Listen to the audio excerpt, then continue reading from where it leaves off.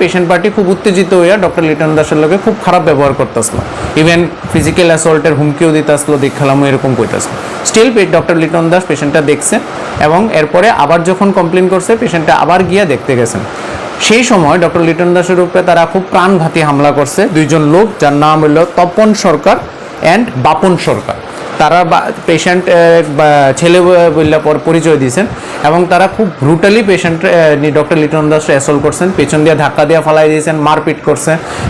লিটন দাসের পেটে এবং বুকে খুব আঘাত লাগছে, গালে চর থাপড় দিছে, আর বাজে ভাষা স্ল্যাং ল্যাঙ্গুয়েজ তো ইউজ কন্টিনিউসলি তারা করে গেছে। এর প্রতিবাদে ডক্টর অভিজ্ঞদেব যখন গেছেন, ডক্টর অভিজ্ঞদেবও ভার্বালি অ্যাবিউজ করা হয়েছে, খুব বাজেভাবে অ্যাবিউজ করা হয়েছে। সাথে সাথে ডক্টর অভিজ্ঞদেব পুলিশকে ডাকাইছেন, পুলিশ আইছে, পুলিশ আসার পরে তারা জিনিসটারে জাস্ট মিটিগেট করার চেষ্টা করছে। অ্যাজ ইউজুয়াল তারা কোনো এফআইআর বা কোনো কিছু তারা তখন লঞ্চ করছেন না, এরপরে মিটিগেট করার চেষ্টা করা হয়েছে জিনিসটা। যাই হোক, এত কিছুর পরেও পেশেন্টারে আমরা ইমার্জেন্সিতে অ্যাডমিট করাইছি।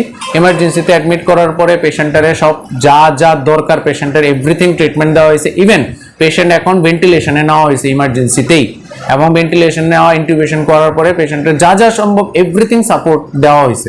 কিন্তু এরপরও আমার যে ডাক্তারবাবু দুইজন তারা এভাবে অ্যাসল্ট করা হয়েছে তখন, ইভেন প্রত্যেকটা জিনিস টাইমলি দেওয়ার পরও। আপনারা দেখা কয়ে দিই, আমি কালকে দুপুর থেকে আমরা রাত্রে অবধি 110 জন পেশেন্ট রিসিভ করছি অল ওভার ত্রিপুরার থেকে। তারপরে এই রাশের মধ্যে থেকেও পেশেন্টের কিন্তু প্রপার টাইমে ডিউ কেয়ার দেওয়া হয়েছে।